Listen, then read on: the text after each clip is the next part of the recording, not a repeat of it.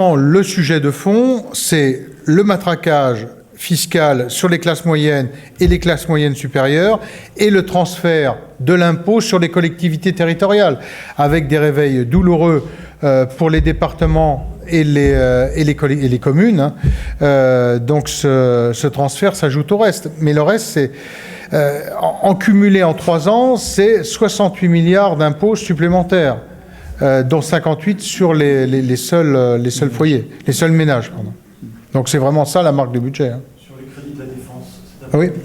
Oui, c'est Philippe Monnier qui va intervenir, qui va reprendre tous les engagements qui n'ont pas été tenus. Et puis faire redescendre M. Le Drian de son échelle. Je veux dire, c'en est affligeant ce qu'on entend. Bon, je pense que les engagements sur le budget de la défense, rien n'est tenu. C'est-à-dire qu'au-delà des déclarations, et Philippe Monnier en fera la démonstration lorsque la mission défense va arriver, Bernard pourra le dire, hein, c'est 3 milliards, un peu plus de 3,5 milliards qui manquent. Donc, Monsieur Le Drian, il y a les grandes déclarations et il y a la réalité. La réalité, c'est que les engagements ne sont pas tenus. On a monté de 31,4 à 32, donc on remet 600 millions au pot, ce qui fait dire qu'on a augmenté le budget de la défense, mais c'est complètement faux, c'est un trompe-l'œil. À l'évidence, on a les 3,5 milliards qui ne sont pas de report de budget, qui ne sont pas financés. Donc voilà, c'est un vrai problème. Hein.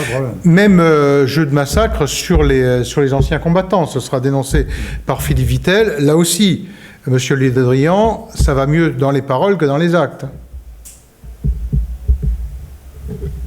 J'ai des anciens combattants, c'est moins 5%.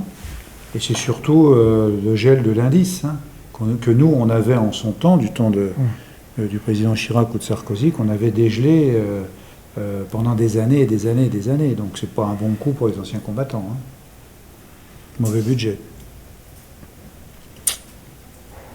Allez.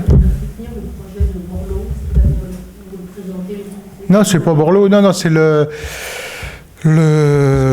président du Parlement panafricain qui va intervenir mardi après les questions d'actu. Ah bah, fait du lobbying, mais Borloo fait du Borloo, oui, non, mais bien sûr. Oui, non, mais de toute façon, on est dans quelque chose, je crois que tout le monde, c'est pas là-dessus qu'on va se diviser. L'intérêt de l'accès à l'énergie pour l'Afrique, je crois que c'est un sujet qui rassemble, et Jean-Louis le fait avec le tempérament et l'énergie qui est la sienne. C'est pas un sujet qui va diviser, je pense.